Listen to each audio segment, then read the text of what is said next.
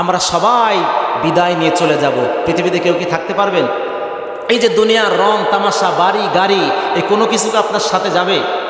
এজন্য একজন শিল্পী তিনি লিখেছেন, রঙিন এই পৃথিবী সারিতে হবে, স্বাদের এই দেহ মাটিতে খাবে।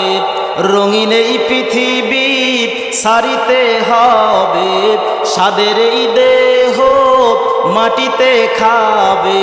শূন্য হবে জিন্দেগানি, কার লাগিয়া এত মায়া এত চোখের পানি, কার লাগিয়া এত মায়া এত চোখের পানি। আওয়াজ দিয়ে বলেন তো কথা ঠিক কিনা? এই দুনিয়ার মায়া মহব্বত কোনো কিছুই আসল না, সব হলো মিশা। এই জন্য বলতেছে রঙিন এই পৃথিবী সারিতে হবে, স্বাদের এই দেহ মাটিতে খাবে।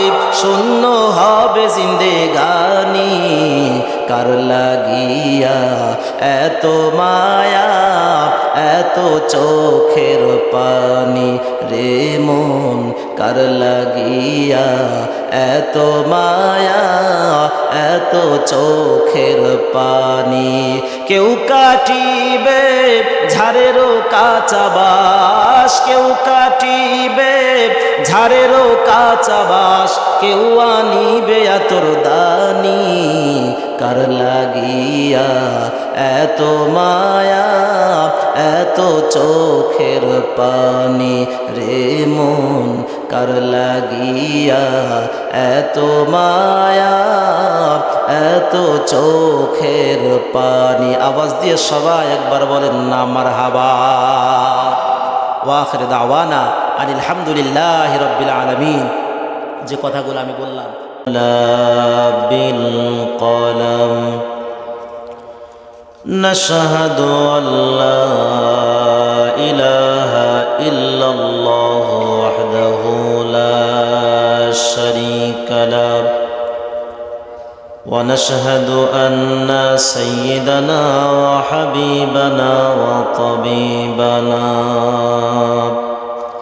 ওয়া মাওলানা মুহাম্মাদান আবদুহু ওয়া রাসূলুহু الذي أرسله بالحق بشيرا ونذيرا وداعيا إلى الله بإذنه وسراجا وقمرا منيرا فقد قال الله تعالى في كلام المجيد والفرقان الحميد।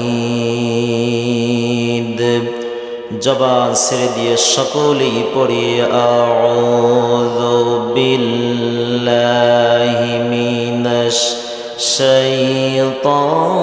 শাইতানির রাজিম। বিসমিল্লাহির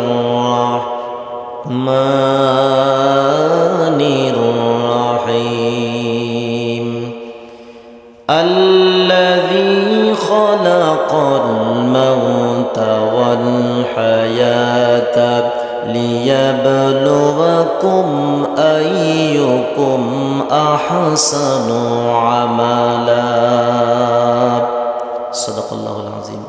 وقال تعالى في شان حبيبه آمرا ومخبرا إن الله وملائكته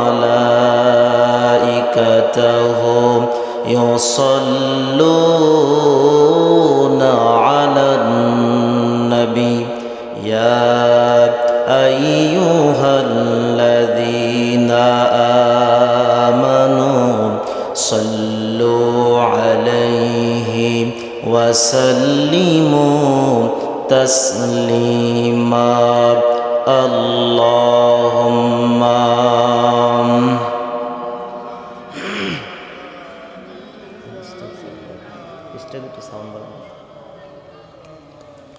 وعلى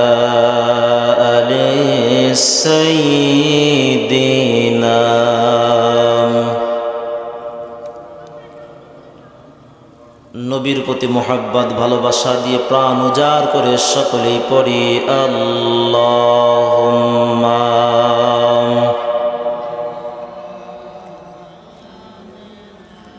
মাওলানা মুহাম্মদ ওয়া আলা আলিহি রাসূলানা আমার যখন ফোরাবে দিন আসবে গহীন রাতি আমার যেদিন ফোরাবে দিন আসবে গহীন রাতি থেকো আল্লাহ সে জীবনে থেকো আল্লাহ সে জীবনে হয়ে চির সাথী আসবে গহীন রাতি বালাগাল উলা বিকামালিহি কাশাফাত তুজা বিজামালিহি হাসনাত জামিউ খিসালিহি সাল্লু আলাইহি ওয়া আলিহি। ঐতিহ্যবাহী পাবনা জেলার ঈশ্বরদী উপজেলার দাসুরিয়া আথাইল শিমুল সাধুরঢাল যুব সমাজ এবং তলিমাইক সার্ভিসের উদ্যোগে আয়োজিত আজকের এই 2 দিনব্যাপী ঐতিহাসিক মাহফিলের সুযোগ্য সম্মানিত সভাপতি পরিচালক, আজকের মাহফিলের বিজ্ঞ আলেমগণ, সামনে উপবিষ্ট দিনদার পরহেজগার মুত্তাকি আল্লাহওয়ালা ভাইরা, পর্দার অন্তরালের আমার সম্মানিতা মা এবং বোনেরা, দোয়ার উদ্দেশ্যে আরও একটি বার সালাম নিবেদন করছি। আসসালামু আলাইকুম ওয়া রাহমাতুল্লাহ। আমি জানতে চাচ্ছি আপনারা কেমন আছেন? আলহামদুলিল্লাহ। সকল প্রশংসা শুধুমাত্র কেবলমাত্র একমাত্র কার জন্য? আল্লাহর জন্য। আপনারা জানেন যে এই মাহফিলটা 2 দিন ব্যাপী, গতকালকেও হয়েছিল, আজকে হচ্ছে। তো প্রথমেই আমি সাধুবাদ জানাই এবং শুভেচ্ছা জানাই যে সকল যুবক ভাইরা এবং বিশেষ করে আমার আব্দুল আলিম ভাই, আপনাদের এলাকার কৃতি সন্তান, তিনি এত সুন্দর একটি উদ্যোগ নিয়েছেন। এতে কি আপনারা খুশি হয়েছেন না বেজার হয়েছেন? তার এই উদ্যোগে আমরা কোরআন থেকে কিছু কথা শুনতে পাচ্ছি বড় বড় আলেমদের মুখ থেকে। বিশেষ করে আজকের এই মাহফিলের যিনি প্রধান বক্তা, বাংলাদেশ এবং ভারতে যার জনপ্রিয়তা অতুলনীয়, তিনি আজকে এই মাহফিলে, বাংলাদেশ বা ভারতে 1 বছর আগে যার ডেট নিতে হয় সেই বক্তা আজকে এখানকার প্রধান বক্তা। আলহামদুলিল্লাহ। এটা আপনারা পাচ্ছেন তুলিমাইক অর্থাৎ আপনাদের এলাকার সন্তান আব্দুল আলিমের সৌজন্যে। আপনারা তার জন্য দোয়া করবেন, তার প্রতিষ্ঠানের জন্য দোয়া করবেন। আমি বেশি সময় নেব না। মহান রব্বুল আলামিনের দরবারে শুকরিয়া আদায় করে যিনি আমাদেরকে কোরআন থেকে কিছু কথা বলা এবং শোনার তৌফিক দিয়েছেন, সেই মহান মুনিবের দরবারে শুকরিয়া তান আমরা সকলে একটিবার উচ্চ আওয়াজে পড়ছি আলহামদুলিল্লাহ। দরুদ এবং সালাম পড়ছি মানবতার মুক্তির দিশারি আমাদের প্রিয় নেতা প্রিয় রসুল মুহাম্মদ রাসূলুল্লাহ, সকলে পড়ছি সাল্লাল্লাহু আলাইহি ওয়াসাল্লাম। প্রিয় হাজিরিন, আমরা আসছি মহাগ্রন্থ মহিমান্বিত পবিত্র কোরআনে কারীম থেকে তেলাওয়াত এবং আওয়াজ ওয়াজ শোনার জন্য। রব্বুল আলামিন মানব জাতির হেদায়েতের জন্য এই কোরআন অবতীর্ণ করেছেন। আমাদের হেদায়েতের জন্য কি করেছেন? কোরআন অবতীর্ণ করেছেন। কিন্তু দুঃখের বিষয় হলো আজকে আমরা মুসলমানরা কোরআন শুনতে চাই না। এখানে যদি কোনো গানের অনুষ্ঠান হতো, এত মাইকিং করা লাগতো না, এত সুন্দর প্যান্ডেল করা লাগতো না, এখানে মানুষের জায়গা দেওয়া হতো না। কিন্তু কোরআনের মাহফিলে আমরা আজকে আসতে চাই না। দোকানপাট, চায়ের দোকান, আড্ডায় আমরা বসে থাকি, কিন্তু মাহফিলে আমরা আসতে চাই না। এটা হলো জান্নাতের বাগান। এটা হলো কিসের বাগান? জান্নাতের বাগান। আর জান্নাতের বাগানে সবাই আসতে পারে না। আল্লাহ পাক যাদেরকে কবুল করে তারাই জান্নাতের বাগানে আসতে পারে। তো আমরা যারা এখানে আসতে পেরেছি, আমরা আসতে পেরে খুশি না বেজার? আর একবার আওয়াজ দিয়ে বলি আলহামদুলিল্লাহ। যারা আমরা আসছি আখিরে মোনাজাত করে এখান থেকে যাব ইনশাআল্লাহ। আল্লাহ পাক আমাদেরকে কবুল করুন, আমরা পড়ি আমিন। প্রিয় হাজিরিন, পবিত্র কোরআনে ছোট্ট একটি আয়াত আমি তেলাওয়াত করেছি। এই আয়াতের উপর অল্প কিছু কথা আমি বলার জন্য নিয়ত করেছি ইনশাআল্লাহ। আল্লাহ পাক যদি আমাকে বলার তৌফিক দেন আমি বলবো, আপনারা শুনবেন। আল্লাহ পাক আমাকে এবং আপনাদের সবাইকে আমল করার তৌফিক দান করুন। আমরা পড়ি আমিন। আল্লাহ পাক সুবহানাহু ওয়া তাআলা পৃথিবীতে মানব জাতি পাঠিয়েছেন আল্লাহর আনুগত্য, আল্লাহর গোলামি, আল্লাহর দাসত্ব করার জন্য। কার গোলামি? আল্লাহর গোলামি, আল্লাহর দাসত্ব। কিন্তু আপনি লক্ষ্য করে দেখেন, এই পৃথিবীতে মানুষ আল্লাহর গোলামি করে নাকি মানুষ হয়ে মানুষের গোলামি করে? একটা পশু হয়ে কিন্তু কখনো অন্য কোনো পশুর গোলামি করে কি ভাই? দেখছেন কখনো একটা গরু আর একটা গরুর গোলামি করে? পশু হয়ে কখনো অন্য কোনো পশুর গোলামি করে না, কিন্তু আমরা মানুষ হয়ে আরেকজন মানুষের গোলামি করে। জোরে বলেন নাউযুবিল্লাহ। অথচ আমাদের কাজ কি ছিল? মানুষ হয়ে আমরা গোলামি করব কার? আল্লাহর। কিন্তু সেটা না করে আমরা মানুষ হয়ে সামান্য কিছু টাকার জন্য, কিছু পদ পদবীর জন্য, কিছু অর্থ সম্পদ হাসিলের জন্য আমরা মানুষ হয়ে মানুষের গোলামি করি। কথা বলেন ঠিক কিনা? আল্লাহ পাক এই পৃথিবীতে আমাদেরকে পাঠিয়েছেন। আল্লাহ পাক সুবহানাহু ওয়া তাআলা পবিত্র কোরআনে জানালেন, আল্লাযী খালাকাল মাউতা ওয়াল হায়াতা লিয়াবলুয়াকুম আইয়ুকুম আহসানু আমালা। আল্লাহ পাক সুবহানাহু ওয়া তাআলা বললেন, বান্দা, আমি মউত দিয়ে এবং হায়াত দিয়ে তোমাকে পৃথিবীতে পাঠিয়েছি, আমি পরীক্ষা করতে চাই তোমাদের মধ্যে কে কত বেশি ভালো আমল করতে পারে। জোরে বলেন সুবহানাল্লাহ। কি আমল? কি আমল? ভালো আমল করতে পারে কি? আল্লাহ এটা পরীক্ষা করার জন্য পৃথিবীতে আমরা পাঠিয়েছেন। আল্লাহ পাক সুবহানাহু ওয়া তাআলা আমাদেরকে পৃথিবীতে পাঠিয়েছেন, পরীক্ষা করতে চান এই বান্দাদের মধ্য থেকে আমার কোন বান্দাটা বেশি ভালো আমল করে। পৃথিবীতে ভালো আমলের কারীর সংখ্যা বেশি না খারাপ মানুষের সংখ্যা বেশি? আপনি যেখানে আসছেন, মোটরসাইকেলটা সামনে রেখে আসেন, কিছুক্ষণ পর দেখবেন যে মোটরসাইকেলটা নাও থাকতে পারে। সেটা হোক বক্তার হোক, আর শ্রোতার হোক, আর ইমামের হোক, সেটা দেখার বিষয় না।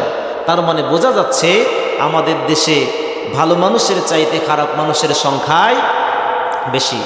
বন্ধুগণ আমার, ভাইয়েরা আমার, আল্লাহ রাব্বুল আলামিন জানালেন, বান্দা, এই পৃথিবীতে তুমি কত বেশি আমল করবে সেটা আমি দেখব না, কত বেশি নামাজ তুমি পড়বে সেটা আমি দেখব না, কত বছর নফল রোজা করেছো আমি আল্লাহ সেটা পরীক্ষা করব না।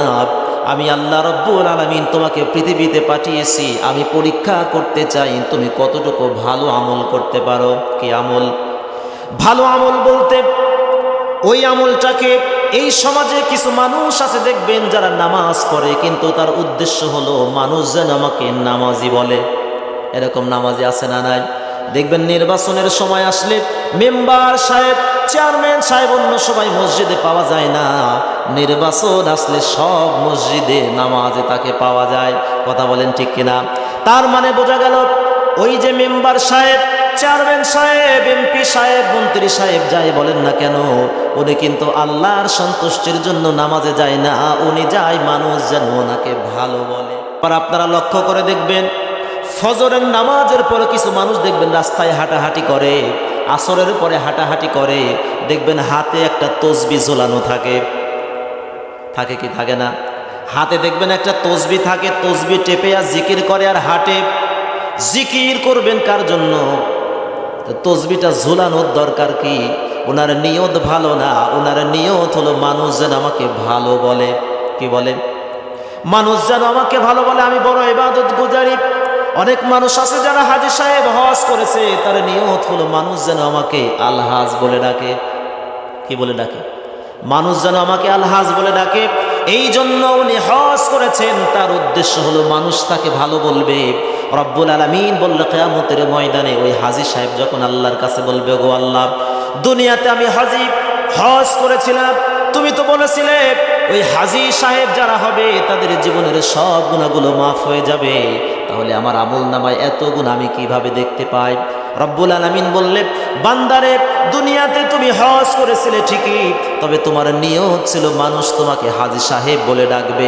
দুনিয়ার মানুষ তোমাকে হাজী বলে ডেকেছে, তোমার নিয়ত ছিল মানুষ তোমাকে হাজী বলে ডাকবে।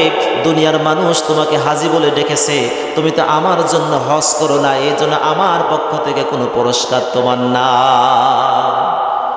নিয়ত যেমন, পুরস্কার তেমন। ইন্নামাল আমালু বিন্নিয়াত।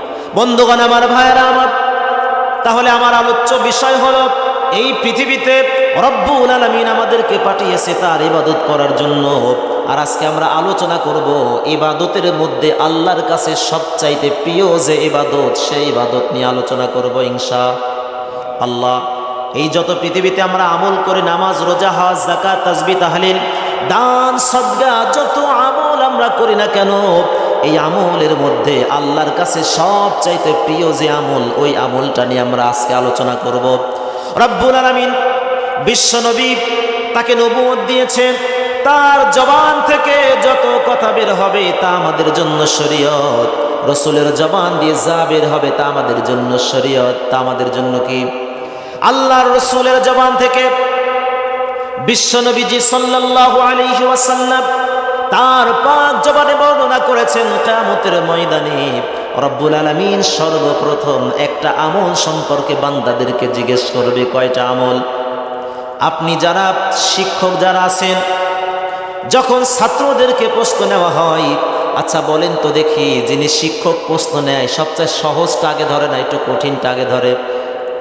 যেই প্রথমটা আগে ধরে ওইটা যদি বাচ্চা পারে তাহলে বোঝে ছেলেটা মনে হয় ভালো ছাত্র।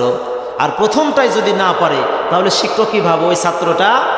কারণ ওই যে আমরা গ্রামে অঞ্চলে একটা কথা বলি, বিসমিল্লাহ গলদ। আসলে কথা বলাটা কিন্তু ঠিক না, এই কথাটা আমরা কেউ বলবো না, কিন্তু গ্রামের মানুষ বলে। আল্লাহর রাসূল সাল্লাল্লাহু আলাইহি ওয়াসাল্লাম তার পাক জবানে উম্মতদেরকে বললেন, উম্মত শোনো, কিয়ামতের ময়দানে রব্বুল আলামিন তোমাকে অনেকগুলো প্রশ্ন করবেন। তোমার জীবনের শুরু থেকে শেষ পর্যন্ত সব বিষয় তোমাকে প্রশ্ন করবেন। সর্বপ্রথম যে বিষয়টা তোমাকে আল্লাহ পাক জিজ্ঞেস করবে, রাসূল তার জবানে বললেন, আউয়ালু মা ইউহাসাবু বিহিল আবদু ইয়াউমাল কিয়ামাতিস সালাত। রাসূল বললেন, ও আমার সাহাবীরা তোমরা শোনো, কিয়ামতের ময়দানে কঠিন মুসিবতের সময় সব মানুষগুলোকে যখন কবর থেকে উঠায় হাসরের ময়দানে দাঁড় করানো হবে, রব্বুল আলামিন যখন আহকামুল হাকিমিন বিচারের সিংহাসনে বসবেন, তিনি কহার রূপ ধারণ করে বসবেন। কঠোর হয়ে যখন তিনি বান্দাদের সামনে উপস্থিত হবেন, বান্দাদের সবাইকে দাঁড় করানো হবে, রব্বুল আলামিন সর্বপ্রথম বান্দাদেরকে জিজ্ঞেস করবে, দুনিয়াতে কি তুমি নামাজি ছিলেন কিনা? কি ছিলে কিনা? সর্বপ্রথম আপনাকে নামাজ সম্পর্কে প্রশ্ন করা হবে, ও বান্দা দুনিয়াতে তুমি নামাজি ছিলে কিনা? যারা ওই দিন নামাজি বলো উত্তর দিতে পারবে, দুনিয়াতে যারা নামাজি ছিলে, রব্বুল আলামিন সর্বপ্রথম তাদেরকে নামাজ সম্পর্কে প্রশ্ন করা হবে। এই জন্য সবচাইতে আল্লাহর কাছে প্রিয় ইবাদতের নাম হলো নামাজ। জোরে বলেন সুবহানাল্লাহ। আল্লাহর কাছে সবচাইতে প্রিয় ইবাদতের নাম কি? কেমন করে নামাজ প্রিয় হলো? এই যে মেরাজের মাস চলতেছে, কিসের মাস? এই মেরাজে আল্লাহ রাসূল সাল্লাল্লাহু আলাইহি ওয়াসাল্লাম মেরাজ করেছেন। মেরাজে গিয়ে আল্লাহ রাসূলকে আল্লাহ একটা উপহার দিয়েছেন, যার নাম হলো নামাজ। যার নাম কি? পৃথিবীতে রব্বুল আলামিন বান্দাদের জন্য যে ইবাদত দিয়েছে, রোজা ফরজ ইবাদত, হজ ফরজ ইবাদত, আর যত ইবাদত আছে সব ইবাদতগুলা আল্লাহ ফেরেশতা জিবরিলের মাধ্যম দিয়ে রাসূলের কাছে পাঠিয়েছেন। শুধুমাত্র কেবলমাত্র একমাত্র নামাজ, যেটাকে আল্লাহ রব্বুল আলামিন রাসূলকে মেরাজে নিয়ে গিয়ে দিয়েছেন। জোরে বলেন সুবহানাল্লাহ। মেরাজ রাসূল সাল্লাল্লাহু আলাইহি ওয়াসাল্লামকে আল্লাহ পাক মেরাজে গিয়ে এই নামাজটা তাকে দিয়েছেন। আল্লাহ ইচ্ছা করলে কি জিবরাইলের মাধ্যম দিয়ে নামাজ পাঠাতে পারতেন না? নামাজের হুকুম পাঠাতে পারতেন না? অবশ্যই পাঠাতে পারতেন, কিন্তু সেটা না করে তিনি নামাজ নামক এই মহামূল্যবান ইবাদতটা আল্লাহ পাক তার প্রিয় বান্দাকে তার কাছে ডেকে নিয়ে তিনি নামাজ নামক এই ইবাদতটা তার কাছে দিলেন। জোরে বলেন সুবহানাল্লাহ। এই জন্য নামাজ হলো অত্যন্ত দামি একটা ইবাদত, কিন্তু আমাদের সমাজের মধ্যে অনেক নামাজি আছে কিন্তু আসল নামাজি খুঁজে পাওয়া যায় না। মসজিদে যাবেন, দামি একটা জুতা নেবেন, মসজিদে রাখবেন, দেখবেন জুতা পাওয়া যাবে না। আচ্ছা, মসজিদে কি কোনো হিন্দু ভাই যায়? কোনো হিন্দু ভাই যায়? তো জুতাটা নেয় কে? মুসলমানই নেয়, নামাজি নেয় না। নামাজি কখনো চোর হতে পারে না, নামাজি কখনো চুরি করতে পারে না। কারণ আল্লাহর রাসূল সাল্লাল্লাহু আলাইহি ওয়াসাল্লামের মাধ্যম দিয়ে জানতে পেরেছি, নামাজ মানুষদেরকে সব রকম অপকর্ম থেকে দূরে রাখে। নামাজি কখনো চোর হয় না, তাহলে জুতাটা হারায় কেন? আসল কথা হলো যিনি চোর উনি নামাজি মুসল্লি সেজে মসজিদে আসে হলো চুরি করার জন্য। কি করার জন্য? উনি কিন্তু নামাজ পড়তে আসে না, উনি আসে মসজিদে চুরি করার জন্য। কিন্তু মসজিদে আসতে হলে তো মুসল্লি হয়ে আসতে হবে। কি হয়ে আসতে হবে? এই জন্য উনি মুসল্লির বেশ ধরে মসজিদে আসে হলো জুতো চুরি করার জন্য। তার মানে উনি কিন্তু আসল মুসল্লি না। বন্ধুগণ আমার, ভাইয়েরা আমার, এই জন্য আসল নামাজি হতে হবে। মানুষ দেখানো নামাজ যদি আপনি পড়েন কোনো লাভ হবে না। কিয়ামতের ময়দানে রাসূল সাল্লাল্লাহু আলাইহি ওয়াসাল্লাম বললেন, সর্বপ্রথম আগে তোমাকে নামাজ সম্পর্কে প্রশ্ন করা হবে। জোরে বলেন সুবহানাল্লাহ। নামাজের কত গুরুত্ব! বান্দারা হাসরের ময়দানের পরে একদল জান্নাতের দিকে চলে যাবে, আর একদল জাহান্নামের দিকে চলে যাবে। অনেক লম্বা কথা আমি সংক্ষিপ্ত করে বলতেছি। জান্নাতি মানুষ আর জাহান্নামী মানুষদেরকে আল্লাহ রাব্বুল আলামিন একে অপরের সঙ্গে কথা বলার মতো সুযোগ করে দিবেন, একে অপরের সঙ্গে দেখার জন্য সুযোগ করে দিবেন। জান্নাতি মানুষগুলো ওই জান্নাতের মধ্য থেকে জাহান্নামী মানুষগুলোকে দেখতে পারবে। জাহান্নামী মানুষগুলো জাহান্নামের মধ্যে কত কষ্ট করতেছে, কত আযাব হচ্ছে, এরা জান্নাতের মধ্যে থেকে সব কিছু দেখতে পারবে। জান্নাতের মধ্যে থেকে সব কিছু দেখতে পারবে।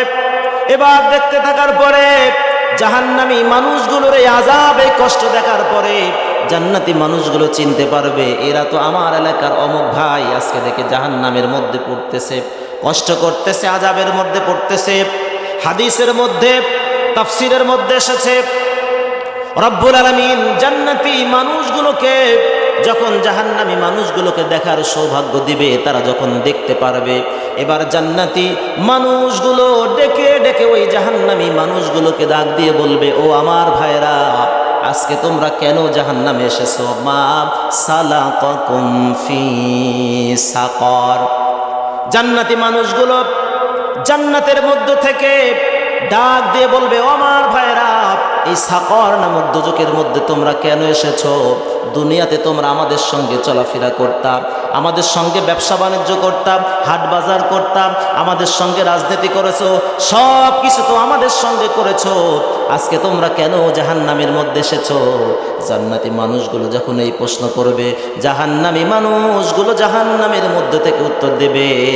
রব্বুল আলামিন রাসূল সাল্লাল্লাহু আলাইহি ওয়াসাল্লামের মাধ্যম দিয়ে কোরআনের মধ্যে জানালেন, ক্বালু লাম নাকু মিনাল মুসাল্লিন ওয়া লাম নাকু নুতঈমুল মিসকিন। আওয়াজ দিয়ে একবার বলেন না আল্লাহু আকবার। রব্বুল আলামিন বিশ্ব নবীর মাধ্যম দিয়ে জানালেন, ওগো আমার নবী, তোমার উম্মতদেরকে জানায় দাও, জান্নাতি মানুষগুলো যখন জান্নাতের মধ্য থেকে জাহান্নামী মানুষগুলোর কষ্ট দেখবে, আফসোস করবে আর বলবে, কেন তোমরা জাহান্নামে এসেছো? জান্নাতি মানুষগুলো যখন এই প্রশ্ন করবে, জাহান্নামী মানুষগুলো ওই জাহান্নামের আযাবের মধ্য থেকে বলবে, ও আমার ভাইরা, আমরা যেই কারণে আজকে জাহান্নামে এসেছি, এক নাম্বার কারণ হলো লাম নাকু মিনাল মুসাল্লিন, দুনিয়াতে আমরা নামাজি ছিলাম না। কি ছিলাম না? দুনিয়াতে আমরা নামাজ পড়তাম না। মসজিদে যখন আজান হতো, চায়ের দোকানে টিভি দেখেছি, চায়ের দোকানে গল্প করে সময় পার করেছি, আড্ডা দিয়েছি। যখন আমাদের মসজিদের আজান আমার কানে আসছে, মুয়াজ্জিন যখন আসসালাতু খায়রুম মিনান নাওম বলে ডেকেছে, আমি ঘুমের বিছানায় ছিলাম, নামাজে যাইনি, নামাজ পড়তাম না। অনেক সময় আমার বন্ধুরা আমাদের পাশ দিয়ে নামাজে যেত, আমরা নামাজে যেতাম না, নামাজি ছিলাম না। এই কারণে আজকে আমরা জাহান্নামী হয়েছি। জোরে বলেন নাউযুবিল্লাহ। ক্বালু লাম নাকু মিনাল মুসাল্লিন, দুনিয়াতে আমরা মুসল্লি ছিলাম না। ওয়া লাম নাকু নুতঈমুল মিসকিন, আর দুই নাম্বার অপরাধ ছিল, দুনিয়াতে আমরা ক্ষুধার্ত মানুষগুলোকে খাবার দিতাম না। কি করতাম না? দুনিয়াতে আমরা ক্ষুধার্ত মুসল্লিন ছিল, এক নাম্বার মুসল্লি ছিলাম না, দুই নাম্বার আমরা ক্ষুধার্ত মানুষদেরকে খাবার দিতাম না। এতিম, অসহায়, মিসকিন আমাদের সমাজে যে সমস্ত মানুষগুলো আছে, তাদেরকে আমরা খাবার দিতাম না, বরং তাদের খাদ্য আমরা আরো মেরে খেতাম। আছে না নাই? আপনারা দেখবেন অনেক সময় এতিমের সম্পদ, যার শক্তি আছে, বাবা মারা গিয়েছে, এতিমের সম্পদ যখন তিনি টের পেয়েছে এতিম, যেভাবেই হোক এতিমের সম্পদ কিন্তু আত্মসাৎ করে, এমন লোক আমাদের সমাজে আছে না নাই? কিয়ামতের ময়দানে রাসূলের মাধ্যম দিয়ে আল্লাহ জানালেন ওই মানুষগুলো জাহান্নামে যাবে যারা অসহায়, এতিম, গরিব, মিসকিনদের সম্পদ যারা আত্মসাৎ করে। আমাদের এই সমাজে দেখবেন সরকার থেকে গরিবের জন্য চাউল আসে, এই যে শীতের মধ্যে কম্বল আসে, দেখবেন ভালো ভালো দামি দামি সম্পদশালী মানুষগুলো ওই কম্বল নিয়ে যায়, গরিব মানুষ পায় না। কথা বলেন ঠিক কিনা? আমি নিজে চোখে দেখেছি, গত বছরের কথা বলতেছি, এই যে সরকার থেকে গরিব মানুষের জন্য যে কম্বল দেয়, আমি নিজে চোখে দেখলাম, আল্লাহি আল্লাহর কসম, একজন অ্যাপাসি দামি মোটর সাইকেল নিয়ে এসে উনি ওই একটা কম্বল, দুইজন দুইটা কম্বল নিয়ে চলে গেল। অথচ ওনার কাছে কিন্তু আছে প্রায় 1.5 লক্ষ টাকার মোটর সাইকেল। উনি কি গরিব মানুষ? আসলে ওই কম্বলটাকে ওনার হক, ওটা নিয়ে উনি কিন্তু ব্যবহার করবে না। উনি কি করবে? বাড়িতে নিয়ে হয়তোবা গরু অথবা ছাগল তাদেরকে ব্যবহার করাবে। তার মানে তার কাছে গরিব মানুষের চাইতে গরুর মূল্য বেশি। কথা বলেন ঠিক কিনা? এতিম অসহায় মানুষদের সম্পদ যারা আত্মসাৎ করে, রাসূল সাল্লাল্লাহু আলাইহি ওয়াসাল্লাম বললেন, যারা এতিমকে ভালোবাসে, এতিমকে যারা মুহাব্বত করে, তারা আমি রাসূলকে মুহাব্বত করে ভালোবাসে। আর এতিমকে যারা ভালোবাসে, মুহাব্বত করে, তারা আমার নবীর সঙ্গে জান্নাতে থাকবে। জোরে বলেন সুবহানাল্লাহ। এই জন্য আমরা কখনো অসহায় মানুষদের উপর অত্যাচার করব না। গরিব অসহায় মানুষ যদি আমাদের কাছে সাহায্যের জন্য আসে, যতটুকু পারি সাহায্য করব, কখনো তাদেরকে আমরা ধমক দেব না, তাড়িয়ে দেব না। আল্লাহ এটা পছন্দ করে না। রাসূল সাল্লাল্লাহু আলাইহি ওয়াসাল্লাম এতিমদেরকে ভালোবাসতেন। কিয়ামতের ময়দানে এক শ্রেণীর মানুষদেরকে আল্লাহ বললেন, বান্দা, আমি তোমার বাড়িতে গিয়েছিলাম, তুমি আমাকে তাড়িয়ে দিয়েছিলে। তোমার বাড়িতে আমি গিয়েছিলাম বান্দা, তুমি আমাকে তাড়িয়ে দিয়েছিলে। বান্দা বলবে, রব্বুল আলামিন, তুমি তো মহান, তুমি আমার বাড়িতে কিভাবে গেলে? আল্লাহ পাক ডাক দিয়ে বলবে, বান্দারে, তোর বাড়িতে একটা এতিম গিয়েছিল, একটা মিসকিন গিয়েছিল, ওই মিসকিনটাকে তাড়িয়ে দিয়েছিলে, ওই গরিব মানুষটাকে তুমি ধাক্কা দিয়ে তাড়িয়ে দিয়েছিলে। বান্দারে, ওই গরিবকে তাড়িয়ে দেওয়া মানে আমি আল্লাহকে তাড়িয়ে দেওয়া। জোরে বলেন নাউজুবিল্লাহ। এই জন্য জাহান্নামী মানুষগুলো জাহান্নামে থেকে 1 নাম্বার অপরাধ স্বীকার করবে কি? 1 নাম্বার অপরাধ স্বীকার করবে, দুনিয়াতে আমরা নামাজি ছিলাম না। আরো অনেকগুলো অপরাধের, 4টা অপরাধের কথা এখানে কোরআনের মধ্যে, তাফসিরের মধ্যে তুলে ধরা হয়েছে। আমি ওদিকে যাব না, সময় স্বল্পতার কারণে ওদিকে যাব না। 1 নাম্বার হলো, দুনিয়াতে কি ছিল না? নামাজি ছিল না। আমার কথা আপনারা বুঝতে পারতেছেন? বিরক্ত হচ্ছেন নাকি? 1 নাম্বার অপরাধ কি ছিল? ক্বালু লাম নাকু মিনাল মুসাল্লিন। দুনিয়াতে আমরা কি ছিলাম না? দুনিয়াতে আমরা নামাজি ছিলাম না।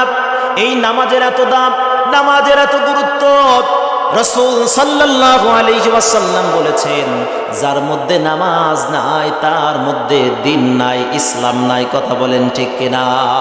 এই জন্য নামাজের ব্যাপারে আমাদেরকে যত্নবান হতে হবে, নামাজের ব্যাপারে আমাদেরকে কঠোর হতে হবে, নামাজের ব্যাপারে আমাদেরকে সচেতন হতে হবে। রাসূল সাল্লাল্লাহু আলাইহি ওয়াসাল্লাম নামাজের ব্যাপারে কতটা গুরুত্ব দিয়েছেন। আল্লাহর রাসূল সাল্লাল্লাহু আলাইহি ওয়াসাল্লাম যখন তিনি ইন্তেকাল করবেন, ইন্তেকালের আগ মুহূর্তে নবীজি আম্মা জান আয়েশা রাদিয়াল্লাহু তাআলা আনহার ঘরে ছিলেন।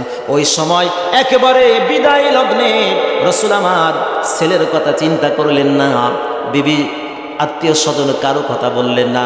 নবীজি বারবার বললেন, আসসালাত আসসালাত আসসালাত ওয়া মা মালাকাত, নামাজ নামাজ, আমার উম্মতেরা নামাজ। জোরে বলেন সুবহানাল্লাহ। নবীজি ইন্তেকালের সময় বারবার নামাজের কথা বললেন। তার মানে বোঝা যাচ্ছে এই নামাজের গুরুত্ব কত বেশি। বন্ধুগণ আমার, ভাইয়েরা আমার, রাসূল সাল্লাল্লাহু আলাইহি ওয়াসাল্লাম নামাজকে কত গুরুত্ব দিয়েছেন। যুদ্ধের ময়দান থেকে সাহাবায়ে কেরামেরা বিদায় নিয়ে আসলেন। মুতার যুদ্ধ, অনেক লম্বা ইতিহাস। মুতার যুদ্ধ থেকে সাহাবায়ে কেরামেরা যুদ্ধের ময়দান থেকে জয়লাভ করে আসলেন। মদিনাতে যখন তারা প্রবেশ করলেন, রাসূলের সঙ্গে যখন তার সাক্ষাৎ হলো, আল্লাহর রাসূল, যিনি চতুর্থ যুদ্ধের ময়দানে চতুর্থ সেনাপতির দায়িত্ব যিনি ছিলেন, আল্লাহর রাসূল সর্বপ্রথম যুদ্ধের ফলাফল কি সেটা জিজ্ঞেস করলেন না, ডাক দিয়ে বলেন, ও আমার সাহাবীরা, তোমরা যুদ্ধের ময়দানে কাফেরদের সঙ্গে যুদ্ধ করেছো, লড়াই করেছো, জিহাদ করেছো, শহীদ হয়েছো, এত কিছুর করার পরেও তোমরা কি নামাজ ছেড়ে দিয়েছিলে নাকি নামাজ ঠিকভাবে আদায় করেছিলে? জোরে বলেন সুবহানাল্লাহ। কথা একবার চিন্তা করেন, যুদ্ধের ময়দান থেকে সাহাবীরা আসলো আর রাসূল সর্বপ্রথম কি বললেন? তোমরা কি শুধু যুদ্ধই করেছো, নামাজ কি সঠিকভাবে আদায় করেছিলে? এই মুতার যুদ্ধটা কত দামি একটা যুদ্ধ। হাদিসের মধ্যে পড়েছি রাসূল সাল্লাল্লাহু আলাইহি ওয়াসাল্লাম কাফের বেঈমানদের সঙ্গে যতগুলো যুদ্ধ পরিচালনা করেছেন সাহাবীরা, অন্যতম একটা যুদ্ধ নাম হলো মুতার যুদ্ধ। মুতার যুদ্ধ রাসূল সাল্লাল্লাহু আলাইহি ওয়াসাল্লাম কাফের বেঈমানদের সঙ্গে মুতার যুদ্ধের জন্য সাহাবীদেরকে বললেন, ও আমার সাহাবীরা, অনেক লম্বা ইতিহাস, কেন মুতার যুদ্ধ হলো ওদিকে যাব না। সংক্ষিপ্ত করে আমি বলি, শুধু নামাজের গুরুত্বটা বোঝাচ্ছি। সাহাবা একরামেরা রাসূল সাল্লাল্লাহু আলাইহি ওয়াসাল্লামের সামনে বসে আছে।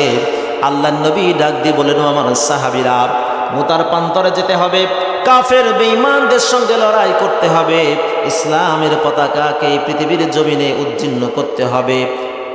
সাহাবা একরামেরা এক বাক্যে প্রস্তুত হয়ে গেল, ইয়া রাসূলুল্লাহ, ইয়া হাবিবাল্লাহ, আমরা সমস্ত সাহাবী কাফেরদের সঙ্গে যুদ্ধ করার জন্য প্রস্তুত রয়েছি। জোরে বলেন সুবহানাল্লাহ। রাসূল সাল্লাল্লাহু আলাইহি ওয়াসাল্লাম সংবাদ পেলেন কাফেরের সংখ্যা হলো 1 লক্ষ। কয় লক্ষ?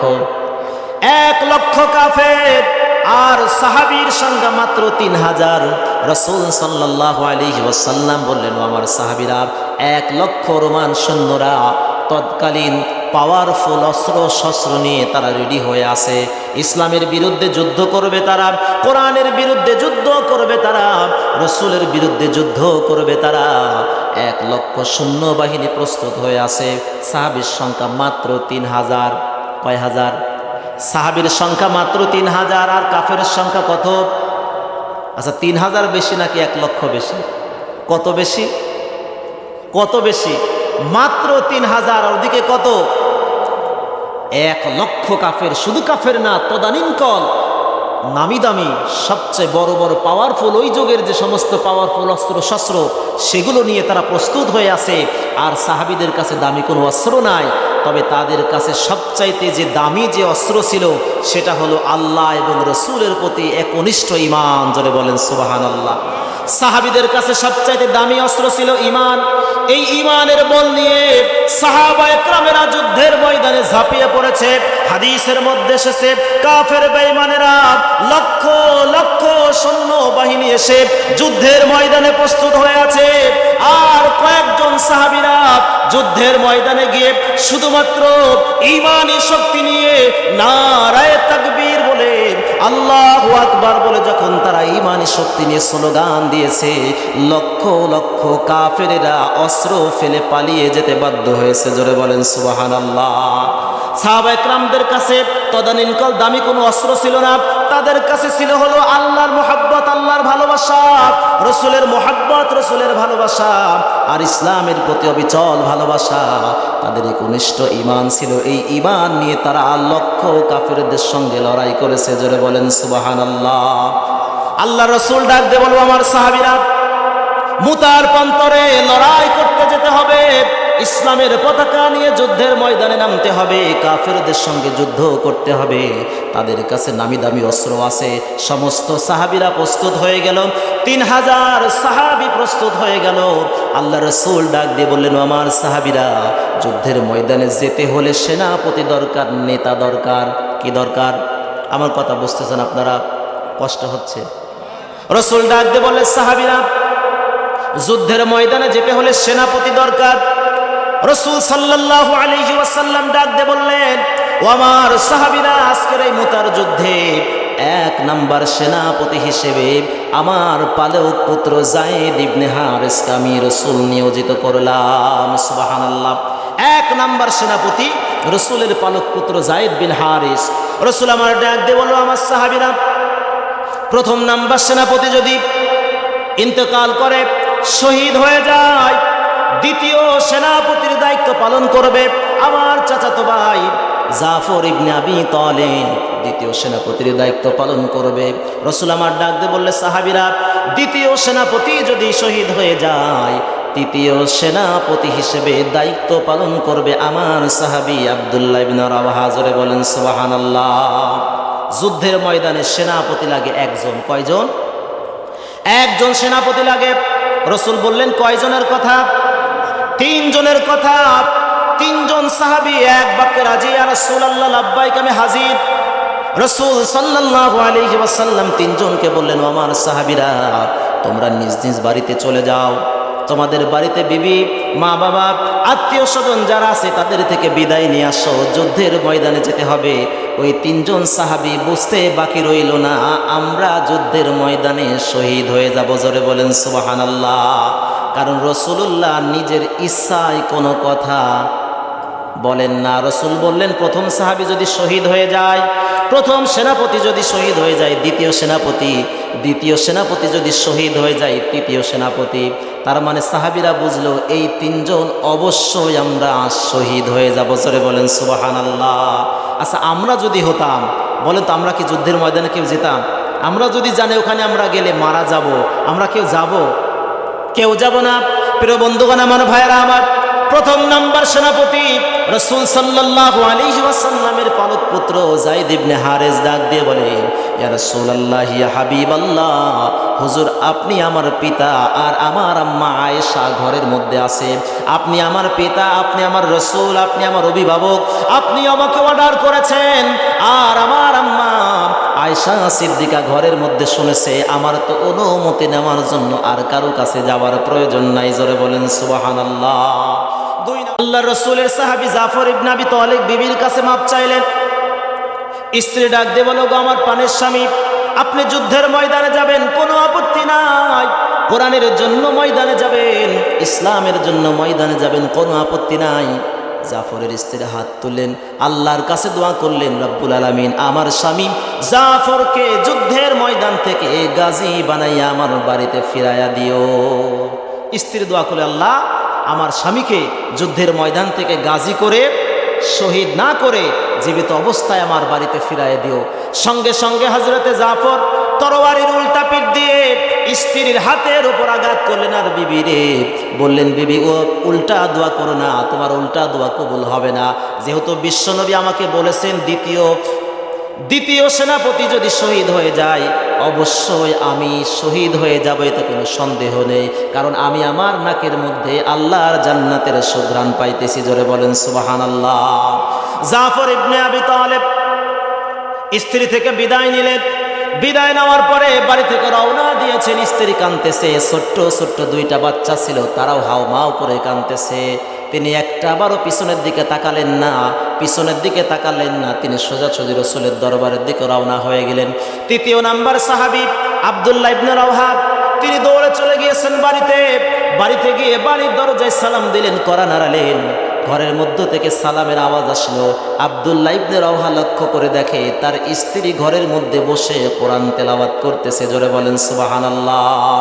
হাদিসের মধ্যে আছে ওই দিন ছিল ওই সাহাবীর বিবাহের দিন। সবেমাত্র বিবাহ হয়েছে, এখনো বাসর রাত হয় নাই। ওই দিন তার ফুলসজ্জার রাত, বাসর রাত হবে। তিনি বাড়িতে গিয়ে কি দেখলেন? বিবি ঘরের মধ্যে বসে কি পড়তেছে? কোরআন পড়তেছে। সুবহানাল্লাহ। এরকম বিবি মনে হয় আমাদের প্রত্যেকের ঘরে ঘরে আছে। আপনাদের এলাকায় মনে হয় আছে, আমাদের এলাকায় নাই। বন্ধুগণ, আমার ভাইয়েরা আমার, আজকে আমাদের বিবিদের মধ্যে কোরআনের তেলাওয়াত নাই। আজকে আমাদের ঘরের মধ্যে কোরআন তেলাওয়াত নাই। ঘরের মধ্যে কোরআন তেলাওয়াত না থাকার কারণে আজকে আমাদের ঘরে বরকত নাই। কি নাই? আজকে আমাদের ঘরে বরকত নাই, রহমত নাই, শান্তি নাই। শান্তি যদি পেতে হয় মোবাইল ফোনের দরকার না। শান্তি যদি পেতে চাই এসি লাগবে না। শান্তি যদি প্রতিষ্ঠিত করতে চান প্রত্যেকটা ঘরে ঘরে কোরআন তেলাওয়াত চালু করতে হবে। কথা বলেন ঠিক কিনা? আপনার ঘরে প্রত্যেক দিন ফজরের পরে, আপনার ঘরে প্রত্যেক দিন মাগরিবের পরে, আপনার ঘরে যদি প্রতিদিন কোরআনের তেলাওয়াত হয়, আল্লাহর রাসূল বলেন যেই ঘরে কোরআনের তেলাওয়াত হয় ওই ঘরে আল্লাহর রহমত নাজিল হয়। জোরে বলেন সুবহানাল্লাহ। যেই ঘরে যত বেশি কোরআন তেলাওয়াত হবে ওই ঘরে আল্লাহর রহমত তত বেশি নাজিল হবে। কিন্তু দুঃখের বিষয় হলো আমাদের ঘরে কোরআন আছে কিন্তু কোরআনের তেলাওয়াত ঘরের মধ্যে ঢুকে দেখবেন আমরা বিভিন্ন সময় বিভিন্ন মানুষের বাড়িতে যাই, যাওয়ার পরে দেখি ঘরে কোরআন আছে ঠিকই, কোরআনের উপরে এত ময়লা পড়েছে, কোরআনের কালারটা পর্যন্ত বিকৃত হয়েছে, ডিসকালার হয়েছে। তার মানে ওই ঘরে কোরআন আছে কিন্তু কোরআনের তেলাওয়াত নাই। টিভিটা কিন্তু চকচকা আছে, টিভি কি আছে, টেলিভিশনটা একদম চকচকা, প্রতিদিন সেটাকে যত্ন নেয়, মুছে ঢেকে রাখে, কিন্তু কোরআনের যত্ন। এই জন্য আমাদের ঘরে রহমত আসে না। যদি রহমত আনতে চায়, শান্তি আনতে চায়, টেলিভিশন লাগবে না, এসি লাগবে না, দামি খাট লাগবে না। ঘরে যদি শান্তি আনতে চায় কি করতে হবে? কোরআনের তেলাওয়াত চালু করতে হবে। বন্ধুগণ আমার, ভাইয়ারা আমার, তৃতীয় নাম্বার সেনাপতি হযরতে আব্দুল্লাহ ইবনে রাওয়াহা বাড়িতে চলে গেলেন, বিবিকে সালাম জানালেন। সালাম জানানোর পরে ঘরের মধ্য থেকে সালামের জবাব আসলো। আব্দুল্লাহ ইবনে রাওয়াহা ডাক দিয়ে বলে, ওগো আমার প্রাণের স্ত্রী, যুদ্ধের ময়দানে রাসূল আমাকে সেনাপতির দায়িত্ব দিয়েছেন, আমি যুদ্ধের ময়দানে যাচ্ছি, তোমার সঙ্গে সাক্ষাৎ করতে এসেছি, বিদায় নিতে এসেছি। বিবি গো, আজকে সবে মাত্র তোমার সঙ্গে আমার বিবাহ হয়েছে, তোমার কোনো হক আমি আদায় করতে পারি নাই। বিবিরে, তোমার কাছে এসেছি, তুমি আমার প্রতি কোনো দাবি রেখো না, তুমি আমার প্রতি কোনো দাবি রেখো না, আমাকে তুমি দাবি মুক্ত করে দাও, মাফ করে দাও, তুমি আমার প্রতি কোনো দাবি রেখো না, আমি যুদ্ধের ময়দানে যাচ্ছি। ঘরের মধ্য থেকে বিবি ডাক দিয়ে বলে, ওগো প্রাণের স্বামী, আমি আপনার প্রতি কোনো দাবি রাখবো না, আপনার সঙ্গে সবে মাত্র আজকেই আমার বিবাহ হয়েছে, আমি একটাবার শুধু আপনাকে বলবো, আপনি একটু ঘরের মধ্যে আসেন। স্বামী, আপনি একটু ঘরের মধ্যে আসেন। বিবি ডাক দিয়ে বলতেছে, আপনি একটু ঘরের মধ্যে আসেন, সবে মাত্র আপনার সঙ্গে আমার বিবাহ হয়েছে। স্বামী ডাক দিয়ে বলো, গো স্ত্রী, ঘরের মধ্যে আমি যাব না, যদি ঘরের মধ্যে যাই তোমাকে দেখার পরে আমার তোমার প্রতি প্রেম নিবেদন হবে, ভালোবাসা জন্মাবে, মোহাব্বত জন্মাবে, সবে মাত্র তোমার সঙ্গে বিবাহ হয়েছে। স্ত্রী ডাক দিয়ে বলো, গো প্রাণের স্বামী, আপনি যদি ঘরের মধ্যে আসেন, কোনো অভিযোগ, কোনো প্রেম নিবেদন করব না, কোনো ভালোবাসা নিবেদন করব না, শুধুমাত্র আপনাকে একটাবার আমি দেখব, দুইটা নয়ন দিয়ে একটাবার আমি আপনাকে দেখব, যেন কিয়ামতের ময়দানে লক্ষ লক্ষ মানুষদের মধ্য থেকে আমি আপনাকে স্বামী হিসেবে চিনতে পারি। জোরে বলেন সুবহানাল্লাহ। আব্দুল্লাহ ইবনে রাওয়াহা ডাক দিয়ে বলে, গো বিবি, এটাই যদি তোমার ইচ্ছা হয় আর তুমি যদি ধৈর্য ধারণ করতে পারো, যে ইসলামের জন্য আমি জীবন দিতে যেতেছি, যে কোরআনের জন্য জীবন দিতে যেতেছি, যে আল্লাহর দ্বীনের জন্য আমি জিহাদের ময়দানে যাচ্ছি, আমি আশা রাখি ওই আল্লাহ কিয়ামতের ময়দানে তোমাকে এবং আমাকে স্বামী স্ত্রী হিসেবে পরিচয় করিয়ে দিবেন। সুবহানাল্লাহ। যদি তুমি এভাবে ধৈর্য ধারণ করতে পারো, আমি যে কোরআনের জন্য জীবন দিতে যেতেছি, যে ইসলামের জন্য আমি যুদ্ধ করতে যাচ্ছি, যে আল্লাহর দ্বীনের জন্য আমি জিহাদের ময়দানে যাচ্ছি, আমি বিশ্বাস করি ওই আল্লাহ তোমাকে এবং আমাকে হাসরের ময়দানে স্বামী এবং স্ত্রী হিসেবে পরিচয় করে দিবে। জোরে বলেন সুবহানাল্লাহ। বন্ধুগণ আমার, ভাইয়েরা আমার, সাহাবা একরামেরা তিনজন সেনাপতি সহ মুতার প্রান্তরে চলে গেল। কাফের বেঈমানদের সঙ্গে যুদ্ধ শুরু হয়ে গেল। যুদ্ধ চলতেছে, প্রথম নাম্বার সেনাপতির কাছে কালিমার ঝান্ডা। রাসূল সাল্লাল্লাহু আলাইহি ওয়াসাল্লামের পালক পুত্র হযরত যায়েদ বিন হারিস, কাফের বেঈমানেরা যায়েদ বিন হারিসকে তলোয়ারি দিয়ে আঘাত করল। তলোয়ারির আঘাতকে রাসূলের প্রিয় সাহাবী পালক পুত্র যায়েদ বিন হারিস দুনিয়া থেকে বিদায় নিয়ে তিনি জান্নাতে চলে গেলেন। জোরে বলেন সুবহানাল্লাহ। তিনি শহীদ হয়ে গেলেন।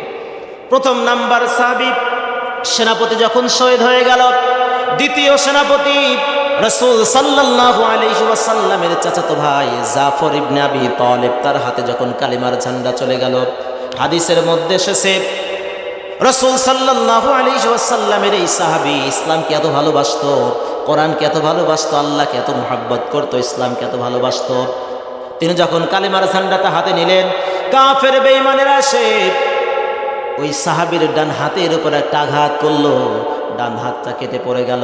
তিনি ইসলামের ঝান্ডাটা বাম হাতে নিলেন। বাম হাতে নিয়ে যখন সামনের দিকে অগ্রসর হচ্ছেন, কাফের বেঈমানেরা বাম হাতে যখন আঘাত করলো, বাম হাতটা যখন মাটিতে পড়ে গেল, কিতাবের মধ্যে আসছে দুই হাতের এইভাবে দুইটা হাতের ডানা দিয়ে ইসলামের পতাকাকে তিনি উঁচা করে ধরে রেখেছেন। সুবহানাল্লাহ। কিতাবের মধ্যে এসেছে রাসূলের চাচাতো ভাই জাফর ইবনে আবি তালিব ইসলামকে এত ভালোবেসেছিল, ইসলামের পতাকা মাটিতে পড়তে দেয় নাই, তার কাটা দুইটা হাত দিয়ে কালেমার পতাকাকে তিনি উঁচু করে রেখেছিলেন। আর একটা কাফের এসে যখন তার গর্দানের ওপর ঘাড়ের ওপর আঘাত করল, তার শরীর থেকে মাথাটা যখন আলাদা হয়ে গেল, সাহাবা একরামরা বর্ণনা করেন আমরা দেখতে পাচ্ছি তার মাথা আলাদা হয়ে গেল, বডিটা এক সাইডে পড়ে গেল, কিন্তু আমরা দূর থেকে লক্ষ্য করে দেখি ইসলামের পতাকা এখনো দাঁড়িয়ে রয়েছে। জোরে বলেন সুবহানাল্লাহ। রাসূলের সাহাবীরা বলে আমরা দৌড় দিয়ে যাচ্ছি, তিনি তো শহীদ হয়ে গেল, কালেমার পতাকা কে ধরে রেখেছে? আমরা কাছে গিয়ে দেখি রাসূলের সাহাবী, রাসূলের চাচাতো ভাই জাফর ইবনে আবি তালিব, আমরা তার কাছে গিয়ে দেখি তিনি দাঁত দিয়ে কামড় দিয়ে কালেমার পতাকাকে আঁকড়ে ধরেছেন। জোরে বলেন সুবহানাল্লাহ। নারে তাকবীর। আজকের মাহফিলের বিশেষ বক্তা, জোরে বলেন মারহাবা। আমাদের মাঝে হুজুর আসছে, আমি আর কথা বলা না, উনি সিনিয়র মুরব্বী, অনেক দূর থেকে আসছে, আমি এখনই শেষ করে দেব, এই কথাটা বলে আমি শেষ করে দেব। আরও অনেক নামি দামি বক্তা আজকে আসছে, আপনারা সকলে মন ভরে তাদের কাছ থেকে কথাগুলো শুনবেন। দ্বিতীয় সেনাপতি যখন তিনি শহীদ হয়ে গেলেন, তৃতীয় সেনাপতি আব্দুল্লাহ ইবনে রাওহা, তিনি ইসলামের জন্য শহীদ হয়ে গেলেন। তারা, আমার এই আলোচনার মূল বিষয় কি ছিল? সাহাবা একরামেরা মুতার প্রান্তরে যুদ্ধ করলেন, শহীদ হলেন। যুদ্ধ শেষ করে যখন তিনি মদিনায় সাহাবীরা আসলেন, রাসূল সাল্লাল্লাহু আলাইহি ওয়াসাল্লাম সাহাবীদেরকে দেখে সর্বপ্রথম বলেন, আমার সাহাবীরা তোমরা যুদ্ধের ময়দানে যুদ্ধ করেছো, জিহাদ করেছো, ইসলামের জন্য যুদ্ধ করেছো, শহীদ হয়েছো, কিন্তু এর মাঝে তোমরা কি নামাজ ঠিকভাবে আদায় করেছিলে নাকি নামাজ কাজা করেছিল? জোরে বলেন সুবহানাল্লাহ। এটাই ছিল আমার মূল লক্ষ্য বা উদ্দেশ্য। দেখেন, যুদ্ধের ময়দানে সাহাবা একরামরা জীবন দিয়ে যুদ্ধ করেছেন, শহীদ হয়েছেন, অথচ সাহাবা একরামরা এক ওয়াক্ত নামাজ কাজা করে নাই।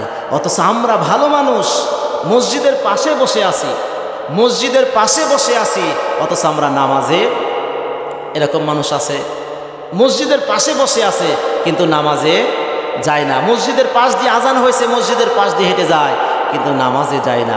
ওই ভাইগুলোকে আমি পায়ে ধরে অনুরোধ করবো, আসুন, যে কোনো সময় আমাদের মৃত্যু হতে পারে, যে কোনো সময় আমাদের কি হতে পারে? মৃত্যু হতে পারে। আমি এখনই শেষ করব। আমার আজকের এই মাইক সার্ভিস তুলিম আমাকে একটা রিকোয়েস্ট করেছেন একটা গজল বলার জন্য, দু একটা কলি বলেই আমি শেষ করব। দেখেন প্রিয় ভাইরা,